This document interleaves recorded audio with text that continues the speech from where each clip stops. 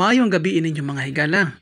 Di adimi karon sa public market sa Medellin. Kini nga public market tuol lang kaayo ni sa amo ang balay. Ug amo ra kining gilakaw sulod sa 7 ka minutos. Di ami karon kay namalit mi og lubi. Duha ka buok ang among gipalit nga nagkantidad lang og 50 pesos ug amo kini gipakudkod gamit ang makina. Gawas niya na namalit sad mi og kardaba nga saging. Kay aduna mi himuon dito sa balay. Ug ang amo aday napalit para sa mga ingredients mao kining asukar ug hinog nga kardaba nga saging ug kini nga hinatag nga tiktik nga gikan sa mais ug syempre ang lubi nga duha ka buok nga bag-o lang namo nga gipakudko dito sa merkado. Amo na kani siyang gilain kay butangan og tubig ug salaon. Ang amo aday himuon karon mga higala kining budbud nga gamit ang tiktik nga gikan sa mais. Gikinahanglan usab kining dahon sa saging haron nga mas mohumot kining budbud sa tiktik. Ang proseso mao kini, magkuha og sudlanan, isagol ang tiktik sa mais ug ang hinog nga kardaba nga saging, butangan kini og asukar ug dili kalimtan ang tuno sa lubi. Kung masagol na ang tanang ingredients, kumot-kumuton kini haron ma-mix og tarong. Kung nahalo na gyud ang tanan, mao kini ang sunod nga proseso. Mugamit na mo og dahon sa saging ug sundon na lang ang sunod nga proseso. Kung mahuman na ninyo og rolyo,